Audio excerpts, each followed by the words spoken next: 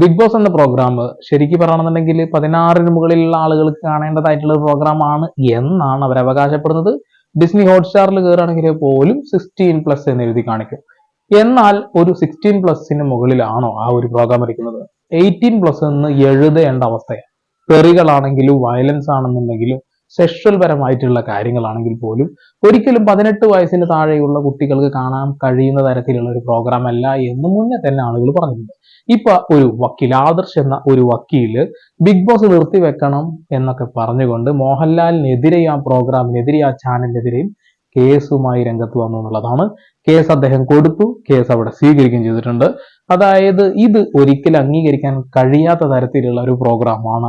16 മുകളിലുള്ളവർക്ക് കാണേണ്ട ഒരു പരിപാടിയല്ല.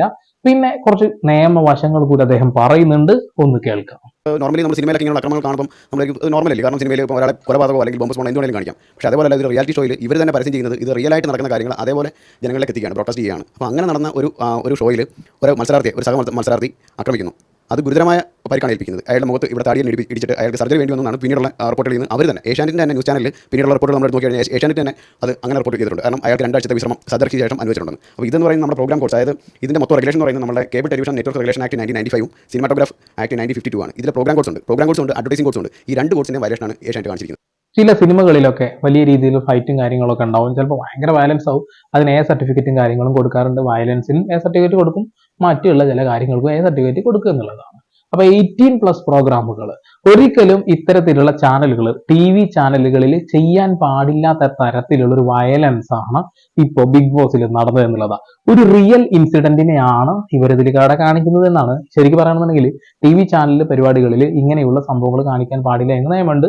അത് യൂട്യൂബ് ചാനലുകളിലാണെങ്കിലും അതേ നിയമം തന്നെയാണ് ഉള്ളത്. അപ്പോൾ ഇവിടെ വലിയൊരു വയലേഷൻസ് ആര് നടത്തിയിട്ടുണ്ട്? ബിഗ് ബോസ് എന്ന പ്രോഗ്രാമിലൂടെ ഏഷ്യാനെറ്റും അതിന്റെ നടത്തിപ്പുകാർ നടത്തി എന്നുള്ളതാണ്. അദ്ദേഹത്തിന്റെ ചിറിക്ക് ഇടിച്ച് അത് സ്റ്റിച്ചൊക്കെ ഇട്ട് കുറെ ദിവസങ്ങളോളം ആശുപത്രി കിടന്നു എന്നുള്ളതാണ്. ഇപ്പോഴും ഹോസ്പിറ്റലാണ് എന്നാണ് പറയുന്നത്. സ്വമേധയാ പോലീസ് പോലും കേസെടുക്കേണ്ട ഒരു കാര്യത്തെ പോലീസ് പോലും തിരിഞ്ഞു നോക്കിയില്ല.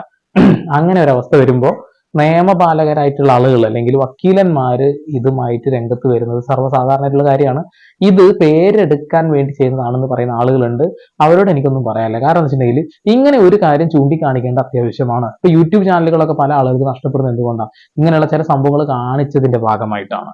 അപ്പോ ഇതേ നിയമങ്ങൾ ഇവിടെയുള്ള TV ചാനലുകൾക്കുണ്ട്. സിനിമയിലാവുമ്പോൾ അതൊരു റിയൽ ഇൻസിഡന്റ് അല്ല, അത് മേക്ക് ചെയ്യുന്നതാണ് എന്ന് നമുക്കറിയാം. അതുകൊണ്ട് തന്നെ അതിനൊരു വിഷയമില്ല. നേരെ തിരിച്ച് TV ചാനൽ വരുമ്പോൾ ഇങ്ങനത്തെ റിയലിസ്റ്റിക് റിയാലിറ്റി ഷോകളിലേക്ക് വരുമ്പോൾ അത് ശരിക്ക് അപകടം തന്നെയാണ് എന്നാണ് വക്കീൽ പറയുന്നത്. വലിയ രീതിയിലുള്ള ഒരു നിയമലംഘനം ഇവിടെ നടന്നിട്ടുണ്ട് എന്ന് അദ്ദേഹം ചൂണ്ടിക്കാണിക്കുന്നുണ്ട്. അതിൽ വയലേഷൻ ഇത് പറയുന്നത് യാതൊരുവിധ ഒബ്സീൻ കണ്ടന്റും ഇത് ചെയ്യാൻ പാടില്ല. ഒബ്സീൻ എന്ന് പറയുമ്പോൾ അതിനകത്ത് ലാസ്വീസ് മാത്രമല്ല, അതിനകത്ത് വയലൻസ് വരുന്ന ഏത് സാധനത്തിൽ നമുക്ക് ഒബ്സീൻ എന്ന് പറയാം. അതായത് കാഴ്ചക്കാരന് മെന്റലി അല്ലെങ്കിൽ അയാൾക്ക് ഏതെങ്കിലും തരത്തിലുള്ള ഇത് പ്രശ്നം ഉണ്ടാക്കുന്ന മാനസികമായിട്ട് പ്രശ്നം ഉണ്ടാക്കുന്ന ഒരു കണ്ടന്റ് ആണെങ്കിൽ അത് ആ ഒരു കാറ്റഗറിയിൽ നമുക്ക് ഉൾപ്പെടുത്താവുന്നതാണ്. ഇതിൽ അക്രമം, അതായത് ഡയറക്റ്റ് അക്രമം കാണിച്ചത് ഈ പ്രോഗ്രാമിന്റെ വ്യൂവേഴ്സ് എന്ന് പറയുമ്പോൾ കൊച്ചു കുട്ടികൾ തൊട്ട് വളരെ പ്രായമായിട്ടുള്ള എല്ലാ ഏജ് ഗ്രൂപ്പിലുള്ളവരും കാണുന്ന ഒരു പ്രോഗ്രാമാണ്. അപ്പോൾ അവരുടെ ഇടയിലേക്ക് അവരുടെ മനസ്സിനെ ഇത് എങ്ങനെ ബാധിക്കും? കാരണം ഒരു ഡയറക്റ്റ് അക്രമമാണ്. ആ അക്രമം നടന്നിട്ട് അത് ഷൂട്ട് ചെയ്ത് നമുക്കറിയാം, നമ്മുടെ സിനിമയൊക്കെ കാണുന്നതിന് മുന്നേ നമ്മുടെ സ്റ്റാറ്റ്യൂട്ടറി റെഗുലേഷൻ അനുസരിച്ച് മൃഗങ്ങളെ ആ സിനിമയിൽ ഉൾപ്പെടുത്തിയിട്ടുണ്ടെങ്കിൽ ആ മൃഗങ്ങളെ ഹാം ചെയ്യില്ലെന്ന് പറഞ്ഞ് no animals were harmed in the making of this film എന്ന് പറഞ്ഞൊരു സ്റ്റാറ്റ്യൂട്ടറി വാണിംഗ് കാണിക്കാറുണ്ട്. ഫിലിമിൽ മൃഗങ്ങൾക്ക് പോലും അങ്ങനെ ഒരു പ്രൊട്ടക്ഷൻ കൊടുത്തിരിക്കുന്ന നാടാണ് നമ്മുടെ. അങ്ങനെയുള്ളതാണ് ഒരു 2 മത്സരാർത്ഥികൾ തമ്മിൽ അടി ഉണ്ടാക്കിയിട്ട് ആ അടി അത് ഷൂട്ട് ചെയ്ത് ജനങ്ങളിലേക്ക് എത്തിക്കുക. അത് ജനങ്ങളിലേക്ക് എത്തിക്കുന്ന മാത്രമല്ല ചെയ്തവർ അതിന് മുന്നേ അത് പ്രൊമോ വീഡിയോ ആക്കി മാറ്റി സോഷ്യൽ മീഡിയ വഴി വ്യാപകമായിട്ട് പ്രചരിപ്പിച്ചു. ഓക്കെ, ഇപ്പൊ കൃത്യമായിട്ട് വ്യക്തതയോടുകൂടി അദ്ദേഹം പറഞ്ഞു തന്നു എന്നുള്ളതാണ്. സിനിമയിൽ കാണിക്കുന്നത് റിയലിസ്റ്റിക് പ്രോഗ്രാമുകൾ, റിയൽ ആയിട്ടുള്ള പരിപാടിയല്ല. ഇനിയിപ്പോൾ അതിൽ തന്നെ വല്ല മൃഗങ്ങളെ ഉപദ്രവിക്കുന്ന സീൻ ഉണ്ടെങ്കിൽ തന്നെ സിനിമയിലെ മുന്നേ തന്നെ അതിനൊരു സർട്ടിഫിക്കേഷൻ വാങ്ങണം. ഈ ഒരു സിനിമയിൽ ഒരു മൃഗത്തെയും ഉപദ്രവിച്ചിട്ടില്ല എന്നുള്ള സർട്ടിഫിക്കേഷൻ വാങ്ങണം എന്നുള്ളത് നിയമമുണ്ട്. അപ്പൊ മൃഗങ്ങൾക്ക് പോലും കിട്ടുന്ന ആ ഒരു സുരക്ഷിതത്വം TV ചാനലിലുള്ള ഇത്തരം പ്രോഗ്രാമുകളിൽ കിട്ടുന്നില്ല എന്നുള്ള കാര്യം വാസ്തവമല്ലേ? ഇപ്പൊ അവിടെ കയ്യാങ്കളിയും വൃത്തികേടുകളും സെക്ഷൽ അബ്യൂസും കാര്യങ്ങളൊക്കെ പലതരത്തിലുള്ള പരിപാടികളാണ് നടന്നുകൊണ്ടിരിക്കുന്നുണ്ട്. 18+ പ്രോഗ്രാമിനെ 16+ ആക്കി പോട്ടെ, ഇന്നതൊക്കെ പോട്ടതൊക്കെ കട്ട് ചെയ്ത് കളഞ്ഞാൽ വൃത്തിയില്ലാതെ ഇട്ടൂടെ? അതും ചെയ്യില്ല. ഇങ്ങനെയുള്ള ഒരു ക്രൈമിനെ ഇത് മോഹൻലാൽ പോലും പ്രൊമോയാക്കി പറഞ്ഞു എന്നുള്ളതാണ്. ആ ചാനൽ അത് പ്രൊമോ ആയി കാണിച്ചു. ഇതൊക്കെ നിയമവിരുദ്ധമാണ് എന്നാണ് ഈ ഒരു അഡ്വക്കേറ്റ് ആയിട്ടുള്ള ഒരു മനുഷ്യൻ പറയുന്നത്. പോലീസ് പോലും സ്വമേധയാ കേസെടുക്കേണ്ട ഒരു വിഷയത്തില് അവര് എന്തുകൊണ്ട് കേസെടുത്തില്ല? അത് ഒരു ചോദ്യചിഹ്നമായി കിടക്കുന്ന കാര്യമാണ്. അദ്ദേഹം കൃത്യമായിട്ട് ഇതിനെക്കുറിച്ച് പഠിച്ചിട്ടുണ്ട്, കേസ് കൊടുത്തിട്ടുണ്ട്, കേസ് അവർ ഏറ്റെടുത്തിട്ടുമുണ്ട് എന്നുള്ള കാര്യമാണ് അറിയാൻ കഴിഞ്ഞത്. ശരിക്കും പറയുകയാണെന്നുണ്ടെങ്കിൽ ഇതൊക്കെ മോഹൻലാലിനെ പോലെയുള്ള ഊളകൾക്കൊന്ന് മനസ്സിലാക്കിക്കൂടെ? ഇങ്ങനെ ഒരു പരിപാടി നടക്കുമ്പോൾ അതാ ഇങ്ങനെയുള്ള കാര്യങ്ങൾ ചെയ്യാൻ പാടില്ല എന്നുള്ളൊരു ബോധമെങ്കിലും അദ്ദേഹത്തിനെ പോലെയുള്ള ആളുകൾക്ക് വേണ്ടേ? ഏഷ്യാനെറ്റ് എന്തായാലും പണം ഉണ്ടാക്കാൻ വേണ്ടി ചെയ്യും. ഇതിപ്പോ കേസ് കൊടുത്താൽ കേസിന്റെ തലയിൽ കൂടെ പോവും. പക്ഷെ ഇദ്ദേഹം വളരെ ശക്തമായിട്ട് ഒരു കാര്യം പറയുന്നത്, ഈ ഒരു പ്രോഗ്രാം നിർത്തി വെപ്പിക്കുന്ന തരത്തിൽ മോഹൻലാലിനെതിരെയും ഏഷ്യാനെറ്റിനെതിരെയുമാണ് കേസ് കൊടുത്തിട്ടുള്ളതെന്ന് അദ്ദേഹം ചൂണ്ടിക്കാണിക്കുന്നുണ്ട്. അത് പ്രത്യേകം നോക്കണം. നല്ല ആർജവത്തോടു കൂടി തന്നെയാണ് അദ്ദേഹം അത് പറയുന്നത്. അടി നടന്നിരിക്കുന്ന ഗ്രീവിയസ് ആയിട്ടാണ്. IPC സെക്ഷൻ 320 325 വരും. ഇതിന് പോലീസിന് സോമോട്ട കേസെടുക്കാമായിരുന്നു. അവരാരും അത് എടുത്തിട്ടില്ല.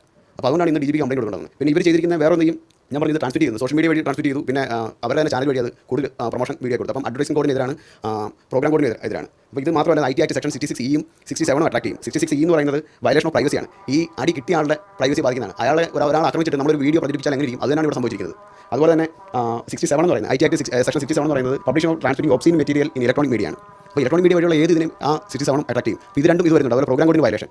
ഇത് ഇത്രയും കംപ്ലീറ്റ് വയലേഷൻ വന്നിട്ടും ആരും അനങ്ങുന്നില്ല. ഇതിന്റെ അധികാരികൾ എന്ന് പറയുന്ന ആരും ഇതിനെതിരെ അനങ്ങുന്നില്ല. ഫസ്റ്റ് നടപടി എടുക്കേണ്ട പോലീസാണ്. പോലീസ് സോമോട്ടോ പോലും കേസെടുത്തില്ല. അതുകൊണ്ടാണ് ഇന്ന് DGP കംപ്ലൈൻറ്റ് കൊടുത്തു. എനിക്ക് DGPയുടെ ഓഫീസിൽ നിന്നുള്ള റിപ്ലൈ എനിക്ക് തന്നിരിക്കുന്നത് എൻ്റെ കംപ്ലൈൻറ്റ് തിരുവനന്തപുരം കമ്മീഷന് ഫോർവേഡ് ചെയ്തിട്ടുണ്ട്, ഫർദർ ആക്ഷന് വേണ്ടി കൊടുത്തിട്ടുണ്ടെന്നുള്ളതാണ്.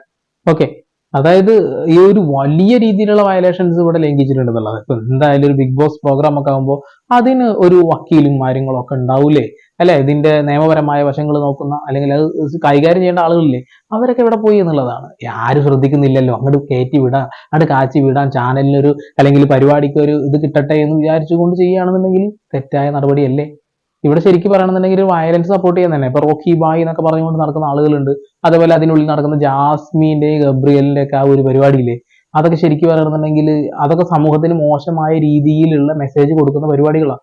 ജാസ്മിന് ഇടക്കിടക്ക് പറയും ഞാൻ ഇസ്ലാമാണെന്ന്, പക്ഷെ ഇസ്ലാമിന് വിരുദ്ധമായ കാര്യങ്ങൾ മാത്രമാണ് ജാസ്മിനോട് ചെയ്തുകൊണ്ടിരിക്കുന്നത്. അതൊക്കെ ഒരു സമുദായത്തിനെ മുഴുവൻ കരിവാരി തേക്കാൻ അവർ മനഃപൂർവ്വം ചെയ്യുന്നത് പോലെയാണ് എനിക്ക് തോന്നിയത്. വല്ലപ്പോഴും കുളിക്കും, സ്പ്രേ അടിക്കാൻ പാടില്ല എന്ന് പറഞ്ഞു വീണ്ടും സ്പ്രേ അടിക്കുന്നു, തുപ്പിയ ഭക്ഷണം കൊടുക്കുന്നു. അതൊക്കെ ശരിക്കും മോശമായ ഒരു രീതിയിലുള്ള ഒരു പ്രവണതയാണ്. മോഹൻലാലിനെതിരെയും കേസ് കൊടുക്കുന്നു എന്ന് പറയുന്നത് കൊണ്ടാന്ന് വെച്ചിട്ടുണ്ടെങ്കിൽ മോഹൻലാൽ ഈ ഒരു പരിപാടിയുടെ ആങ്കറാണ്. അദ്ദേഹത്തിന് പോലും അതിനെക്കുറിച്ചുള്ള ബോധമില്ല. അപ്പോൾ ചാനലിൽ വരുന്ന ഒരു പരിപാടിയെ അത് ഇങ്ങനെയാണ്, ഇതൊരു തെറ്റായ കാര്യമാണ് ചെയ്തതെന്ന് അറിഞ്ഞുകൊണ്ട് പോലും ആ ഒരു സംഭവത്തിനെ പ്രൊമോട്ട് ചെയ്യുന്നത് ബ്ലോക്ക് ചെയ്യാതെ വീണ്ടും വീണ്ടും ആ ഒരു വീഡിയോ എടുത്ത് പ്രചരിപ്പിച്ച് സോഷ്യൽ മീഡിയയിൽ പോലും ഇവരുടെ ഏഷ്യാന്റെ എല്ലാ ഒരു തലങ്ങളിലും അത് ചർച്ച ചെയ്യപ്പെട്ടു എന്നുള്ളതാണ്. ഇപ്പോഴും സോഷ്യൽ മീഡിയയിൽ ചർച്ച ചെയ്യുന്നു. അതൊരു നിയമ വിരുദ്ധമായ കാര്യമാണ് എന്നൊരു വക്കീല് വന്ന് പറയുമ്പോഴാണ് ഒരു പക്ഷെ നമ്മൾ മനസ്സിലാക്കുന്നത് എന്നുള്ളത്. ഞാൻ സെയിം ടൈമിൽ തന്നെ ഞാൻ മിനിസ്റ്റർ ഓഫ് ഇൻഫർമേഷൻ ആൻഡ് ബ്രോഡ്കാസ്റ്റിംഗിന് കംപ്ലൈൻറ്റ് കൊടുത്തിട്ടുണ്ട്, സെക്രട്ടറി ഗവൺമെന്റ് ഓഫ് ഇന്ത്യക്ക്. കാരണം ഈ പ്രോഗ്രാം തന്നെ സിസേഷന് വേണ്ടി അത് നിർത്തിവെപ്പിക്കാൻ, അതായത് എയർ ചെയ്യുന്നത് നിർത്തണമെന്ന് പറഞ്ഞു. കാരണം ഇത്രയും വലിയ പ്രോഗ്രാം വയലേഷനാണ്, അവർ റൂൾസ് വയലേഷനാണ് നടത്തിയിരിക്കുന്നത്. ഓക്കെ, വലിയൊരു റൂൾസ് വയലേഷൻ അവിടെ നടന്നിട്ടുണ്ട് എന്ന് അദ്ദേഹം ചൂണ്ടിക്കാണിച്ചു. ഇനി കേസ് ആർക്കൊക്കെയാണ് കേസ് വരിക? മോഹൻലാലിനെ ഏത് തരത്തിൽ ബാധിക്കും, അതുപോലെ ഏഷ്യാനെറ്റിനെ ഏത് തരത്തിൽ ബാധിക്കും, ഹോട്ട്സ്റ്റാറിനെ ഏത് തരത്തിൽ ബാധിക്കും എന്നുള്ള ഒരു ക്ലാരിഫിക്കേഷൻ കൂടി പറയുന്നുണ്ട്. അതുകൂടി കേൾക്കാം. കേസ് വരുന്ന യഥാർത്ഥത്തിൽ ഇതിനകത്ത് ഏറ്റവും മെയിൻ നമുക്ക് രസം എന്ന് പറഞ്ഞു കഴിഞ്ഞാൽ ഇതുവരെ പറയാത്തല്ലത് ആക്ടർ മോഹൻലാലാണ് ഇതിൻ്റെ ഹോസ്റ്റ്. അദ്ദേഹം ഇത് ഹോസ്റ്റ് ചെയ്തു എന്ന് പറയുമ്പോൾ അദ്ദേഹത്തിന് വളരെ വ്യക്തമായിട്ട് അറിയാം ഈ അടി നടന്നതും ഇതിനെക്കുറിച്ച് ഡീറ്റെയിൽ അല്ല. അദ്ദേഹം തന്നെ ഒന്നും തന്നെ പറയുന്നുണ്ട്. അപ്പം അദ്ദേഹം ഇതിനകത്ത് ഈ അക്രമത്തിന് കൂടുന്ന ആളായി മാറുകയാണ്. അദ്ദേഹത്തിനെതിരെ കേസ് പോലീസ് കംപ്ലൈൻറ്റിൽ അദ്ദേഹത്തിനെതിരെ കേസ് പറഞ്ഞു. പിന്നെ ബാക്കി ഈ ചാനൽ ഇത് ഈ അക്രമം അവർ നിർമ്മിച്ചു, അവർ തന്നെ എയർ ചെയ്തു, ഇതിനെതിരെയുള്ള ട്രാൻസ്മിറ്റ് ചെയ്ത് അതിനെതിരെയുള്ള എല്ലാ വകുപ്പുകളും വെച്ചിട്ടും പിന്നെ ഈ പ്രോഗ്രാം നിർത്തിവെക്കുന്നതിന് വേണ്ടിയുള്ള നടപടികളാണ് ഇപ്പം കംപ്ലൈൻറ്റ് കൊടുത്തിരിക്കുന്നത്. പ്രോഗ്രാം നിർത്തിവെക്കാൻ തരത്തിലുള്ള വലിയൊരു ക്രൈം നടന്നു എന്ന് അദ്ദേഹം പറയുന്നു. നിയമം പഠിച്ച ആളാണ്, വക്കീലാണ്. എല്ലാ ലൂപ്പ് പോയിന്റുകളും എടുത്തിട്ടു ഏതൊക്കെ വകുപ്പുകളാണ് ചെയ്യുക എന്ന് പറഞ്ഞിട്ട് കാണിച്ചിട്ടുണ്ട് അല്ലെ. അപ്പോ ശരിക്കും പറയുകയാണെന്നുണ്ടെങ്കിൽ ഇതിനെക്കുറിച്ചൊന്നും പഠിക്കാതെ ഇതിനെക്കുറിച്ചൊന്നും ചിന്തിക്കാതെയാണ് ഏഷ്യാനെറ്റ് ഇങ്ങനെ ഒരു പ്രോഗ്രാമിനെ സംപ്രേഷണം ചെയ്യുന്നത് എന്ന് ആലോചിക്കുമ്പോൾ ശരിക്കും സങ്കടമുണ്ട് എന്നുള്ളതാണ്. കാരണം വളരെ മോശപ്പെട്ട രീതിയിലുള്ള മെസ്സേജുകൾ മാത്രം സമൂഹത്തിന് കൊടുക്കുന്ന ഒരു പ്രോഗ്രാം ആയിക്കൊണ്ട് ബിഗ് ബോസ് എന്ന പ്രോഗ്രാം മാറിക്കൊണ്ടിരിക്കുകയാണ്. ഇതിൽ ഓരോ കോണ്ടസ്റ്റൻസും ഓരോ രീതിയിൽ പ്രശ്നങ്ങളുണ്ട്. ഇപ്പോൾ ഒരു ട്രാൻസ്ജെൻഡർ വുമൺ ഉണ്ട്. അതിൽ ശരിക്കും അവര് സംസാരിക്കുമ്പോൾ അവരിങ്ങനെ പതറിക്കൊണ്ട് സംസാരിക്കുമ്പോൾ, ദേഷ്യപ്പെട്ട് സംസാരിക്കുമ്പോൾ എന്ത് സംസാരിക്കുന്നു മനസ്സിലാവില്ല. പക്ഷെ അവർ ചില സമയങ്ങളിൽ ചില വെല്ലുവിളികളൊക്കെ നടത്തുന്നുണ്ട്. നിന്റെ ജീവിതം ഞാൻ കുട്ടിച്ചോറാക്കും, ഞാൻ ആരാണെന്ന് നിനക്കറിയില്ല, പുറത്ത് വന്നാൽ നിന്റെ ജീവിതം ഞാൻ കുട്ടിച്ചോറാക്കും എന്ന തരത്തിലൊക്കെ ശരിക്കും പറഞ്ഞാൽ ഒരു ട്രാൻസ്ജെൻഡേഴ്സിനോടൊക്കെ ഒരു വലിയ റെസ്പെക്ട് കൊടുക്കുന്ന ഒരു സമൂഹമാണ് ഇവിടെയുള്ളത്. അപ്പൊ എല്ലാ വർഷവും ഇങ്ങനെയുള്ള ഈ ഒരു പ്രോഗ്രാമുകളിലൊക്കെ ഇവരെ പരമാവധി പങ്കെടുപ്പിക്കും. പക്ഷേ ആ ഒരു സെലക്ഷൻ പോലും മോശമാവുന്നു എന്നുള്ളതാണ്. ഇപ്പൊ ഈ ഒരു പെൺകുട്ടി ശരിക്കും പറയുകയാണെന്നുണ്ടെങ്കിൽ എന്താണ് അവരിവിടെ കാണിക്കുന്നത് നമുക്ക് വ്യക്തമായിട്ട് അറിയാം. എത്ര നല്ല ആറ്റിറ്റ്യൂഡുള്ള നല്ല ട്രാൻസ്ജെൻഡേഴ്സ് വുമൻസ് ഉണ്ട്, അവരെ ഒന്നും അതിൽ കൊണ്ടുവരാതെ ഇങ്ങനെയുള്ള ആളുകളെ കൊണ്ടുവന്ന് ശരിക്കും ഗുണ്ടായിസമാണ് ആണിന്റെ കരുത്തുള്ള ഒരു സ്ത്രീ. അത് സ്ത്രീയാണെന്ന് നമ്മൾ അവരുടെ മനസ്സിൽ അത് സ്ത്രീയാണ് എന്ന് പറയുന്നത് കൊണ്ട് നമ്മൾ അംഗീകരിച്ചു കൊടുക്കുന്നു. അങ്ങനെയാണ് ട്രാൻസ്ജെൻഡേഴ്സിന് അംഗീകാരം കിട്ടുന്നത് അല്ലെ. പക്ഷെ ഇവർ കൃത്യമായിട്ട് സംസാരിക്കുന്ന രീതിയിലെല്ലാം ഒരു പൗരുഷമുണ്ട് എന്നുള്ളതാണ് ശരിക്കും അപകടമാണ് അല്ലെ. അങ്ങനെ ഓരോ കണ്ടസ്റ്റൻസിനും ഓരോ തരത്തിലുള്ള പ്രശ്നങ്ങൾ ഉണ്ട് എന്നുള്ളതാണ്. ജാസ്മിനാണ് എടുത്തു പറയേണ്ടത്, ഗബ്രിയെ വീണ്ടും എടുത്തു പറയുന്നു. അത് കഴിഞ്ഞ ഈ ഒരു ട്രാൻസ്ജെൻഡർ വുമണെയാണ് നമ്മൾ വീണ്ടും ചൂണ്ടിക്കാണിക്കുക. പല ആളുകൾക്കും പലതരത്തിലുള്ള പ്രശ്നങ്ങളും പലതരത്തിലുള്ള സ്വഭാവ വൈകല്യങ്ങളും വൈകൃതങ്ങളും ഉണ്ട് എന്നുള്ള കാര്യം സത്യം തന്നെയാണ്. പക്ഷെ ഈ ഒരു പ്രോഗ്രാമിന് തന്നെ വൈകല്യമുള്ള തരത്തിലാക്കുന്ന തരത്തിൽ മോഹൻലാലിന്റെ ആങ്കറിങ്ങും മോശപ്പെട്ട രീതിയിൽ പോയിക്കൊണ്ടിരിക്കുന്നു എന്നുള്ളതാണ്. ഓക്കെ, എന്തായാലും നിയമപരമായ നടപടികളിൽ ഇവർ എന്തായാലും കുടുങ്ങാനുള്ള സാധ്യത കാണുന്നു. എല്ലാ ലൂപ്പ് പോയിന്റുകളും ഇട്ടുകൊണ്ട് വക്കീൽ ഒരു കേസ് കൊടുത്തതാണ്. ഒരു പക്ഷേ ഈ വർഷം 100 എപ്പിസോഡ് കടക്കില്ല എന്ന് തോന്നുന്നു. ചിലപ്പോൾ നിയമപരമായിട്ട് തന്നെ അവർ മുന്നോട്ട് പോയി ഇതിങ്ങനെ നീക്കി ഈ ഒരു പ്രോഗ്രാം അങ്ങോട്ട് തീർക്കും. എന്തായാലും ഇങ്ങനെ നാണം കെട്ടുകൊണ്ട് മോഹൻലാൽ എന്തിനാണ് ഈ ഒരു പരിപാടിയിൽ ആങ്കറിങ് ചെയ്യുന്നത് എന്നാണ് എനിക്ക് ചോദിക്കാനുള്ളത്. നല്ല ഒരു സീസണൊക്കെ ഇവിടെ കടന്നുപോയി. ഇപ്പോൾ ഇതാ മോശപ്പെട്ട സീസൺ. ഇനി വരുന്ന സീസണുകളൊക്കെ ഇങ്ങനെയൊക്കെ തന്നെയാവും. കാരണം എല്ലാം കലക്കി കുടിച്ചുകൊണ്ടിരിക്കുന്ന ആളുകളാണ്. ശരിക്കും അർഹതപ്പെട്ടവർക്ക് അവിടെ ഒരു അവസരം കൊടുക്കുക എന്നുള്ളതാണ്. എന്തിനാണ് വെറുതെ അനാവശ്യമായി ഇങ്ങനെയുള്ള പരിപാടികളൊക്കെ.